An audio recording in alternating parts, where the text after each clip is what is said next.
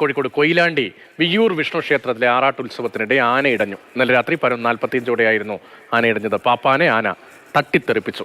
രാവിലെ 8 മണിയോടെയാണ് ആനയെ തളയ്ക്കാൻ കഴിഞ്ഞത്. രാഹുൽ കെവിയാണ് വിവരങ്ങളുമായി ചേരുന്നത്. അവിടെയുള്ള ദൃശ്യങ്ങളും പ്രേക്ഷകർ കാണാം. രാഹുൽ, രാവിലെയാണ് ഈ ആനയെ തളച്ചത് എന്നാണ് രാഹുൽ നൽകുന്ന വിവരം. ഈ മണിക്കൂറിൽ 11:45 ആന ഇടഞ്ഞു. പ്രദേശത്ത് ആന അപകടകരമായി ചുറ്റുകയായിരുന്നു. പ്രതീക്ഷ അങ്ങനെ തന്നെയാണ്. മണിക്കൂറുകൾ നീണ്ട പരിശ്രമത്തിനൊടുവിലാണ് രാവിലെ 8 മണിയോടുകൂടി ആനയെ തളയ്ക്കാൻ കഴിഞ്ഞത്. അതായത് രാത്രി 12 മണി മുതൽ രാവിലെ ഈ സമയം വരെ ആന ക്ഷേത്ര പരിസരത്ത് മുറ്റത്തൂടെ അങ്ങോട്ടും ഇങ്ങോട്ടും പോവുകയായിരുന്നു. ആദ്യം പാപ്പാനെയാണ് ആന തട്ടി തെറിപ്പിക്കുന്നത്. അതായത് ഇന്നലെ ക്ഷേത്രോത്സവത്തിന്റെ ഭാഗമായി എത്തിച്ച ആനയാണ്. ക്ഷേത്രത്തിലെ പള്ളിവേട്ട എഴുന്നള്ളിപ്പിന് ശേഷം ക്ഷേത്രത്തിൽ നിന്നും പുറത്തേക്ക് ഇറക്കുന്നതിനിടെയാണ് ആന ഇടഞ്ഞത്. ആദ്യം ഞാൻ ഈ പറഞ്ഞതുപോലെ പാപ്പാനെ തട്ടിത്തെറിപ്പിച്ചു.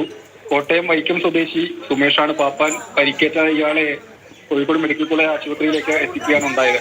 അതിനുശേഷം ആ മേഖലയിലാകെ ആന കറങ്ങി നടന്നു. ക്ഷേത്രത്തിലെ ഭണ്ഡാരം തകർത്തു, 4 ഇലക്ട്രിക് പോസ്റ്റുകൾ തകർത്തു, സമീപത്തുള്ള മരങ്ങളും കുത്തിമറിച്ചിട്ടു എന്നതാണ്. അതിനുശേഷം പോലീസ് വന്നു, ഫയർഫോഴ്സ് വന്നു, ഫോറസ്റ്റ് എലിഫന്റ് സ്ക്വാഡ് വന്നു. ആനയെ തളക്കാൻ പരിശ്രമം നടത്തി. എങ്കിലും ആദ്യഘട്ടത്തിൽ പരാജയപ്പെടുകയാണ് ഉണ്ടായത്. പിന്നീട് രാവിലെ 8 മണിയോടുകൂടി ആനയെ തളയ്ക്കാൻ കഴിഞ്ഞു. ഇതുതന്നെയായാലും ഇത്രയും സമയം ഈ പറഞ്ഞതുപോലെ രാത്രി മുഴുവൻ ആന ആ മേഖലയിലൂടെ ക്ഷേത്ര പരിസരത്തൂടെ അങ്ങോട്ടും ഇങ്ങോട്ടും പോവുകയാണ് ഉണ്ടായത്. തളയ്ക്കാൻ വേണ്ടി പരിശ്രമിച്ചുകൊണ്ടേയിരുന്നു അതിന്റെ പാപ്പാനും ബാക്കിയുള്ളവരും.